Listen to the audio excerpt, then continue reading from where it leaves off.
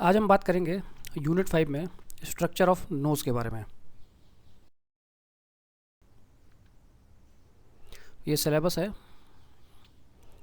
जिसमें हमने आई, ईयर और आज नोज समझेंगे। स्किन और टंग अभी बाकी है, नेक्स्ट क्लास में देखेंगे उसको। तो introduction. Sense of smell perceived in upper part of nasal cavity by olfactory nerve. Smell का सेंस परसीव करते हैं हम ऑल्फैक्टरी नर्व के थ्रू। नेजल कैविटी के अपर पार्ट में ऑल्फैक्टरी नर्व के फाइबर्स होते हैं, एक ऑल्फैक्टरी बल्ब होता है जिसके थ्रू हम स्मेल का सेंस परसीव करते हैं, कैरी करके हमारे ब्रेन के सेंटर तक जाता है और हमको वहाँ पर आभास होता है। Good smell of food stimulate secretion of gastric juice through vagus nerve. अगर कोई फूड है जो आपको बहुत पसंद है, अच्छा लगता है, उसकी स्मेल आपको आती है, आप उसको परसीव करते हैं, तो ये स्मेल आपके गैस्ट्रिक जूस का सिक्रेशन कराती है थ्रू वेगस नर्व। और साथ ही साथ पैरोटिड ग्लैंड को भी स्टिमुलेट करती है, इसलिए आपके मुंह में पानी आ जाता है।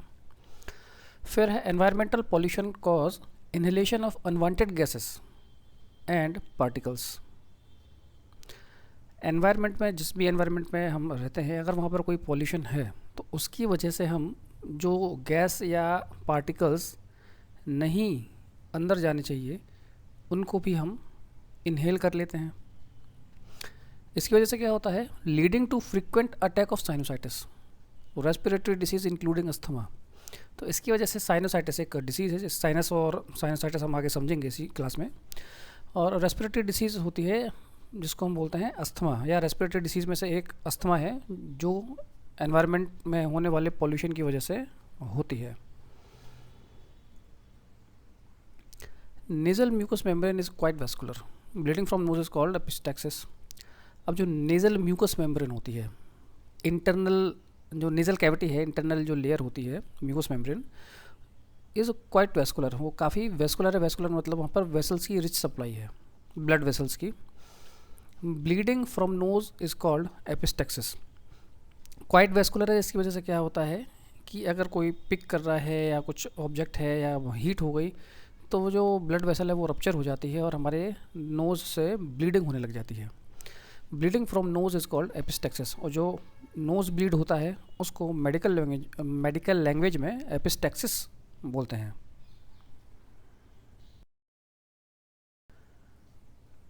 अब बात करेंगे फंक्शन के बारे में, क्या क्या फंक्शन है वो देख लेते हैं। Nose perform two functions. Nose के मेनली टू फंक्शन है। क्या क्या है? पहला तो हम नोज़ के थ्रू सांस लेते हैं, तो it is a respiratory passage, respiration का एक पैसेज है। दूसरा क्या फंक्शन है? It also the organ of smell. तो नोज़ के थ्रू हम स्मेल का परसेप्शन भी करते हैं और हम सांस भी लेते हैं। तो दो फंक्शन नोज़ के हो गए हैं। अब ये जो दो फंक्शन है वो देख लेते हैं कैसे कैसे हैं। तो सबसे पहले देखिए आप, जो हमारा रेस्पिरेटरी सिस्टम है ये नोज़ से ही स्टार्ट होता है, नेज़ल कैविटी, फिर फेरिंग्स लैरिंग्स के थ्रू ट्रेकिया से होते हुए एयर ब्रोंकाई में जाती है। ब्रोंकाई जो एंटर होते हैं लंग्स में, और ये जो ब्रोंकाई है ये ब्रोंक्यूल्स में, मतलब उसकी छोटी छोटी ब्रांचेस है उसमें डिवाइड होता है ब्रोंक्यूल्स, और वो एयर वहाँ तक लाते हैं और ले जाते हैं। नोज़ के थ्रू हम एक्सपिरेशन इंस्पिरेशन दोनों करते हैं, सांस भी लेते हैं और बाहर भी निकालते हैं।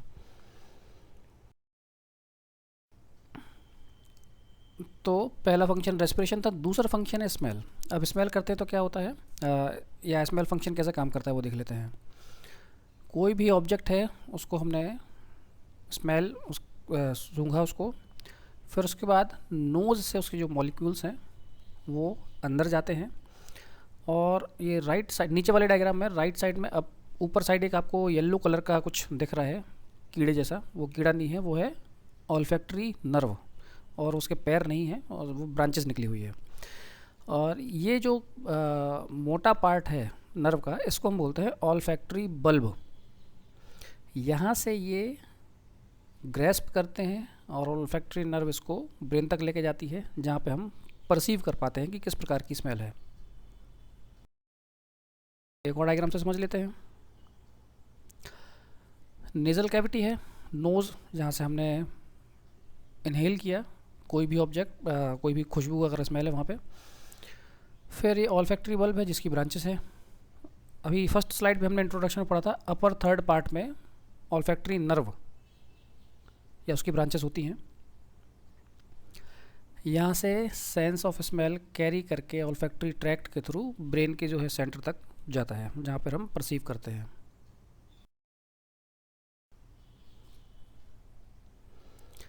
The receptor for smell are placed in upper 1/3 of nasal cavity. Upper 1/3, जो अगर टोटल 3 हिस्से करते हैं तो ऊपर वाला जो हिस्सा है वहाँ पर receptor for smell are placed.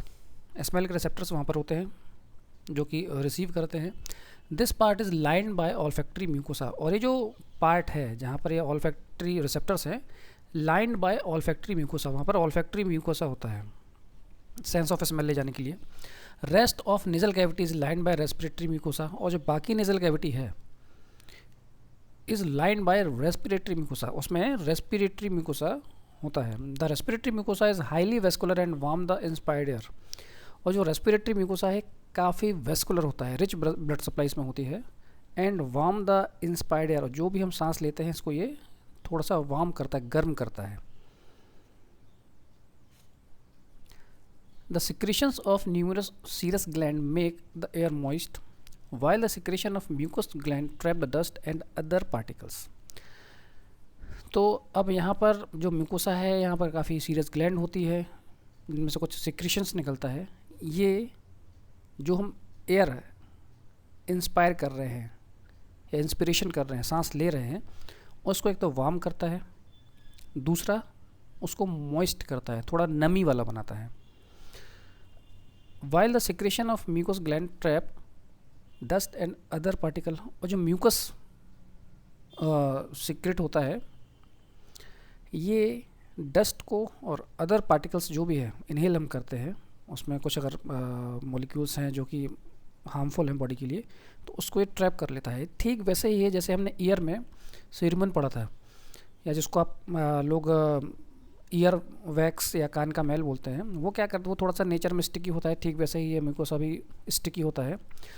तो ईयर वैक्स भी कोई भी डस्ट है या कोई पार्टिकल है उसको ट्रैप कर लेता है, अंदर मिडल ईयर तक नहीं जाने देता। ठीक वैसे ही यहाँ पर भी नेजल कैविटी में जो म्यूकस है ये डस्ट को और जो भी अदर पार्टिकल्स है उसको ट्रैप कर लेता है, क्योंकि ये भी स्टिकी होता है नेचर में। Thus the nose acts as an air conditioner where the inspired air is warmed, moisten and cleansed before it passed on to the delicate lungs. तो यहाँ पर हम बोल सकते हैं कि जो नोज़ है वो एक एयर कंडीशनर की जैसे एक्ट करती है। जो भी सांस लेते हैं उसको ये वार्म करती है, गर्म करती है, मॉइस्टन यानी थोड़ा सा इसमें मॉइस्चर या नमी देती है, and cleansed before it passed on to the delicate lung. और उस एयर को क्लीन करती है लंग्स में जाने के पहले। जो लंग्स हैं काफ़ी डेलिकेट होते हैं, बहुत जल्दी निमोनिया हो जाता है अगर ये सब फिल्ट्रेशन ना हो तो जो नोज़ है वो एक एयर कंडीशनर जैसे काम करेगी। जो भी इंस्पायर्ड एयर है उसको वार्म करेगी, मॉइस्ट करेगी और क्लीन करेगी लंग्स में जाने के पहले। नोज़, अब जो नोज़ है ये 2 पार्ट में डिवाइड है, एक्सटर्नल और इंटरनल। इंटरनल जो पार्ट है उसको हम नेजल कैविटी भी बोलते हैं। तो एक्सटर्नल नोज़ देखते हैं पहले क्या है। External nose has a skeletal framework that is partially bony and partially cartilage. जैसे जो हमारा स्केलेटन होता है इसमें बोन होती है और कार्टिलेज होता है, ठीक वैसे एक्सटर्नल नोज़ ये थोड़ा बोनी भी है, यानी बोन से बना हुआ स्ट्रक्चर भी है, और थोड़ा कार्टिलेज से बना हुआ स्ट्रक्चर भी है। इंटरनल नोज़ या जिसको हम बोलेंगे नेजल कैविटी, अंदर की तरफ जो पार्ट है, the nasal cavity extend from the external nostrils. जो एक्सटर्नल नोस्ट्रल्स होता है बाहर से जो दिख रहा है जहाँ से नोज़ स्टार्ट होती है, वहाँ से लेकर पोस्टीरियर पार्ट तक, पोस्टीरियर नेजल अपैरेटस तक ये रहती है। इट इज़, अभी जो नेजल कैविटी है ये भी 2 पार्ट में डिवाइड है। It is subdivided into right and left half by the nasal septum. Nose के एकदम बीच में इंटरनली अंदर एक नेजल सेप्टम होता है जो कि लेफ्ट और राइट नोस्ट्रल में इसको डिवाइड करता है। देखिए अब ये एक्सटर्नल नोज़ का स्ट्रक्चर आपको दिख रहा है। नेजल बोन है, upper lateral cartilage, lower lateral cartilage, ये एक्सटर्नल नोज़ हो गया। अब देखेंगे हम नेज़ल सेप्टम, जो नेज़ल कैविटी है या इंटरनल नोज है, इसको भी हम इस नेज़ल सेप्टम के थ्रू देखेंगे अंदर। The nasal septum is partition between two half of the nasal cavity. Nasal septum क्या है? पार्टीशन है, या समझ लीजिए बॉर्डर है जो कि नेज़ल कैविटी को दो पार्ट में डिवाइड करता है। On each side it is covered by mucous membrane and form the medial wall of both nasal cavity। अब ये म्यूकस मेम्ब्रेन से कवर्ड होता है और दोनों नेज़ल कैविटी का मीडियल पार्ट बनाता है या मीडियल वॉल बनाता है नेज़ल सेप्टम।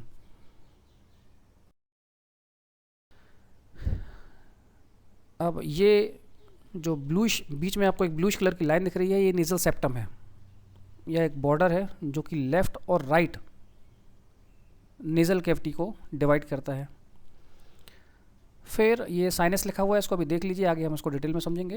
ये इंटरनल जो लेयर है म्यूकस मेम्ब्रेन है, और राइट साइड में देखो नीचे लिखा हुआ है टर्बिनेट्स। इसको हम कॉन्चा के नाम से भी जानते हैं। ये देखिए ऊपर दो हैं, बीच में दो हैं और नीचे भी दो हैं। ये बोनी स्ट्रक्चर होता है जिसके बारे में अभी हम आगे और समझेंगे। अभी आपको देखना है नेज़ल सेप्टम।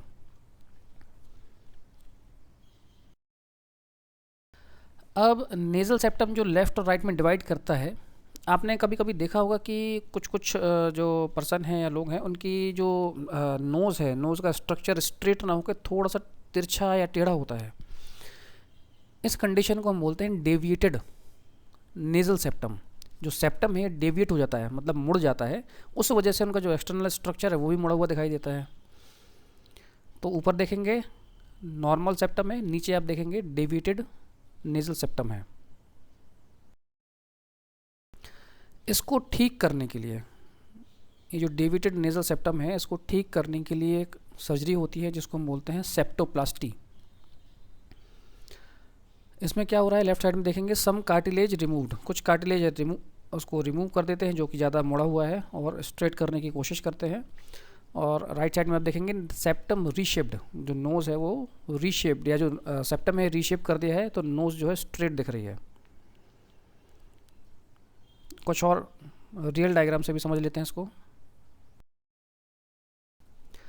अब ये जो डेविएटेड नेज़ल सेप्टम है, ये इंजरी की वजह से भी हो सकता है या कंजेनाइटल यानी कि बाय बर्थ भी ये कंडीशन हो सकती है, या कहीं कुछ चोट लग जाती है तो उसकी वजह से भी ऐसा हो सकता है। तो लेफ़्ट साइड में देखेंगे तो इनको चोट लगी थी। लेफ़्ट साइड वाला डायग्राम है जो उनका इंजरी के बाद वाला है, और राइट साइड वाला डायग्राम उनका सेप्टोप्लास्टी जो ऑपरेशन है उसके बाद का है।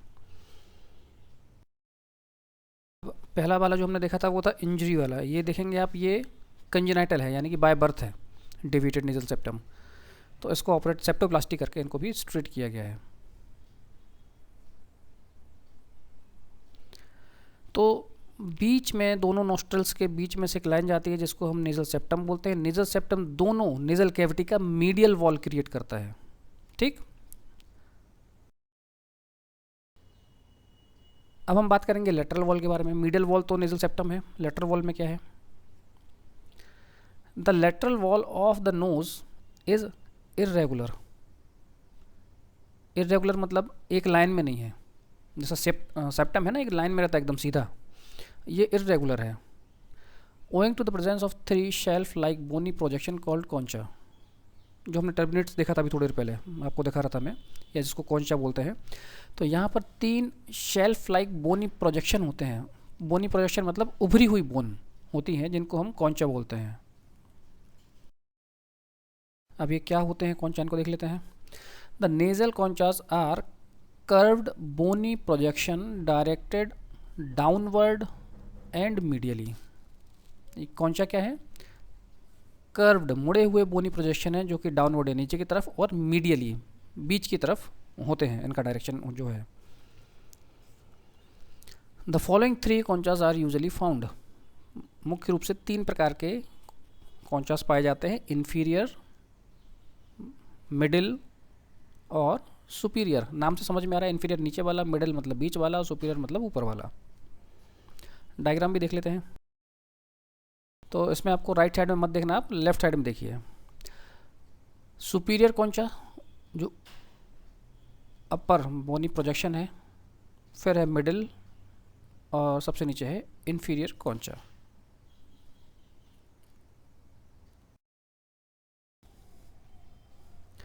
ठीक है, अब हम बात करेंगे पैरानेजल साइनस। या साइनस का एक डायग्राम हमने शुरू में देखा था, आपको बोला था मैंने थोड़ी देर में समझाऊंगा। तो पैरानेजल साइनस ये क्या होते हैं? Paranasal sinus are air filled space present within some bones around the nasal cavity. जो नेजल कैविटी के आसपास कुछ बोन है, वहाँ पर एयर फिल्ड स्पेस होते हैं, खाली स्पेस होते हैं जिसमें एयर भरी होती है। उस स्पेस को या उन स्पेस को हम पैरानेजल साइनस बोलते हैं। ये मुख्य रूप से 4 प्रकार के होते हैं। द साइनस आर, लोकेशन के हिसाब से इनके नाम है, फ्रंटल, मैक्सिलरी, स्फेनॉइडल और इथमॉइडल। बोन के हिसाब से या इनकी लोकेशन के हिसाब से इनके ये नाम है।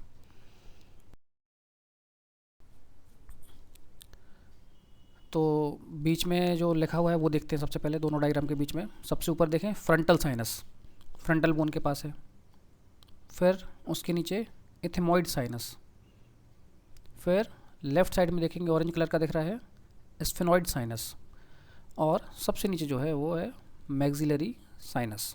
ये एयर फिल्ड स्पेस होते हैं, इनमें सिर्फ एयर पास होती है या इनसे एयर पास होती है।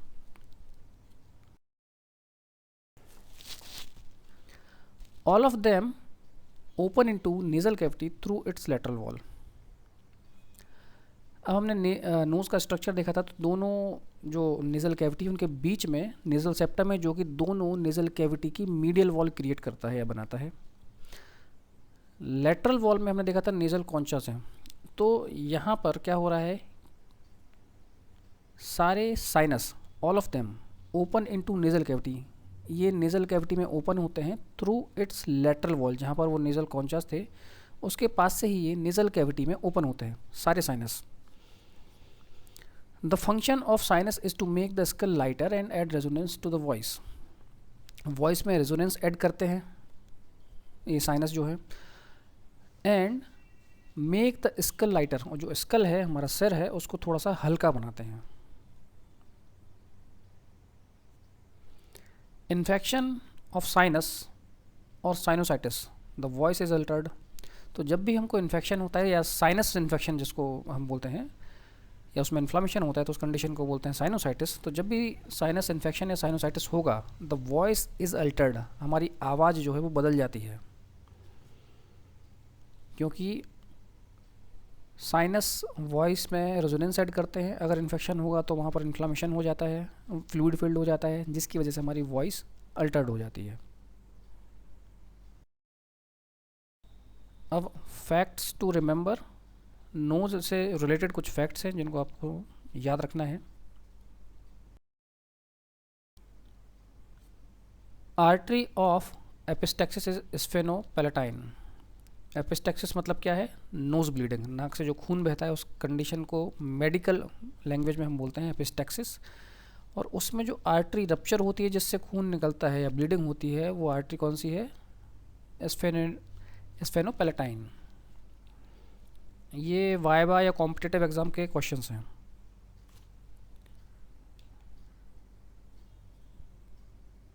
ये डैमेज्ड ब्लड वेसल्स है, क्रैक्ड मेम्ब्रेन, और जहाँ से नोज ब्लीड हो रहा है।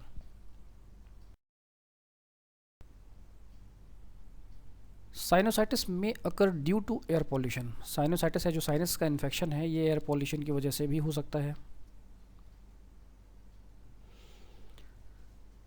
अब हम देखते हैं साइनोसाइटिस। तो लेफ़्ट साइड में नॉर्मल स्ट्रक्चर है या यहाँ पर इन्फेक्शन नहीं है, और राइट साइड में आप देखेंगे तो यहाँ पर इन्फेक्शन के बाद वाली कंडीशन दिख रही है।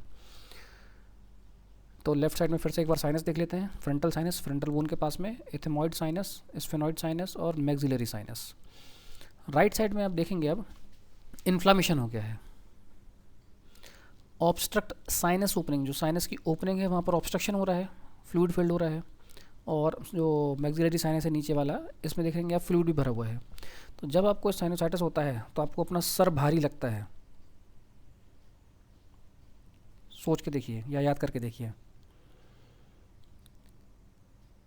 तो यहाँ से हमको एक चीज़ समझ में आती है जो भी हमने लास्ट स्लाइड में समझी थी कि साइनस जो है ये स्कल को लाइटर बनाते हैं, यानी कि हल्का बनाते हैं। अगर आपको साइनोसाइटिस होता है, फ्लूइड फिल्ड हो जाता है, ऑब्स्ट्रक्शन होता है, तो सांस लेने में परेशानी होती है, आपकी आवाज़ बदल जाती है और सर भारी भारी लगता है।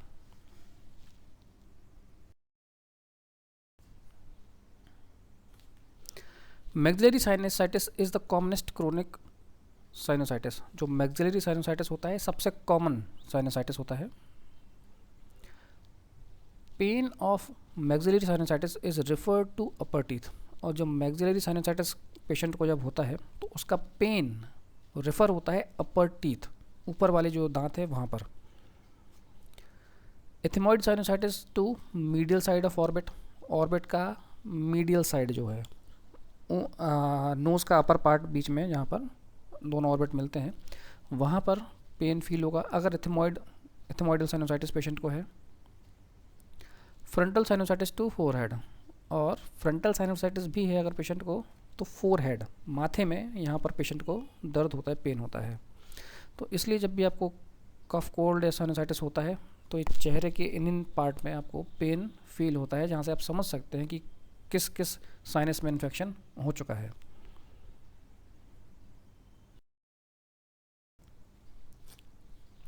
राइनाइटिस, अब देखते हैं ये क्या है।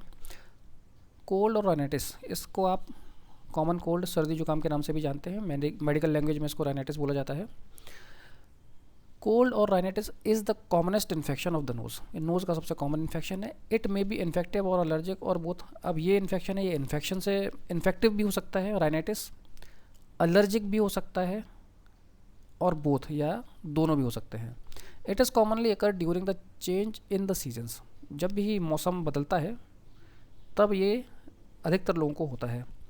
अब इन्फेक्टिव मतलब, अब जैसे बीच की एक जो लाइन लिखी है, इट मे बी इन्फेक्टिव और एलर्जिक और बोथ। तो इन्फेक्टिव मतलब ये है कि कोई इन्फेक्शन आया है, माइक्रो ऑर्गेनिज्म आया है जिसकी वजह से राइनाइटिस हुआ है। एलर्जिक मतलब क्या होता है कि हमारी बॉडी की इम्यूनिटी होती है, इम्यूनिटी मतलब होता है रोग प्रतिरोधक क्षमता। तो नोज़ भी इम्यूनिटी में पार्ट प्ले करती है। जैसे भी आपकी नोज़ में कुछ पॉलन चला गया, कुछ पॉल्यूशन पार्टिकल चला गया तो क्या करते हैं, आपको स्नीजिंग होती है, छींक आती है, तो बाहर निकल जाता है फोर्स के थ्रू। अब कुछ यहाँ पर क्या करती है हमारी इम्यूनिटी, मिस इंटरप्रेट करती है। मिस इंटरप्रेट मतलब करना हो गया गलत समझ लेना। जैसे किसी किसी को फूल से एलर्जी होती है, किसी किसी को डस्ट से बहुत जल्दी एलर्जी हो जाती है, जल्दी सर्दी जुकाम हो जाता है, नाक बहने लग जाती है, कोई स्मेल है, कोई परफ्यूम है, उसकी वजह से आपको राइनाइटिस हो जाता है। तो इस कंडीशन को हम बोलते हैं, या इस प्रकार की राइनाइटिस अगर होता है तो हम उसको बोलते हैं एलर्जिक राइनाइटिस। तो एलर्जी से भी राइनाइटिस हो सकता है और इन्फेक्शन से भी राइनाइटिस हो सकता है। राइनोरिया, राइनोरिया ये टर्म मिलती जुलती है डायरिया से। डायरिया मतलब फ्रिक्वेंट या liquid watery stool, loose motion जो होते हैं उसको डायरिया बोलते हैं। ठीक वैसे ही राइनोरिया, नाक बहना जिसको हम बोलते हैं, वो है rhinorrhoea. Excess drainage ranging from a clear fluid to a thick mucus from the nose and nasal passage. Nasal passage या नोज से जो क्लियर फ्लूइड निकल सकता है पतला, या थिक म्यूकस गाढ़ा, ये अगर ड्रेन होता है तो इस कंडीशन को हम बोलते हैं rhinorrhoea. Commonly called running nose, और जनरल लैंग्वेज में इसको रनिंग नोज कहा जाता है। इसका पिक्चर नहीं डाल रहा हूँ मैं।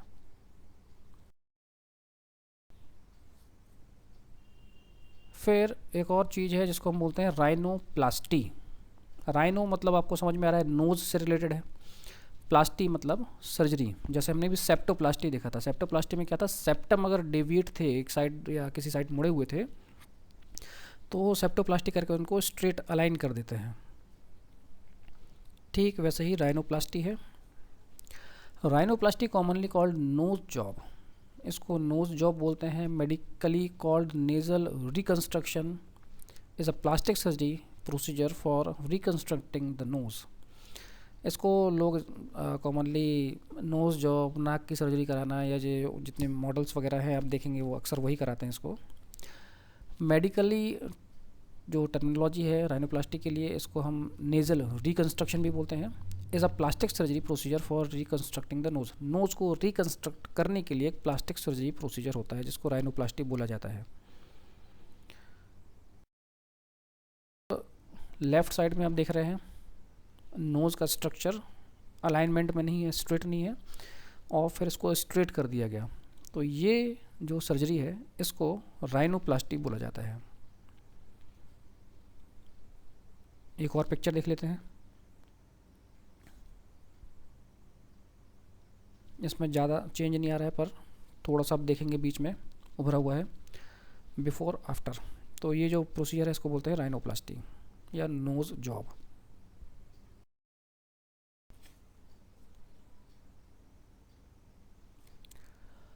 तो ये यूनिट 5th में हमने आई ईयर नोज़ कंप्लीट कर लिया। अब स्किन और टंग बचा हुआ है, उसको भी हम जल्दी ही कंप्लीट करेंगे। Thank you.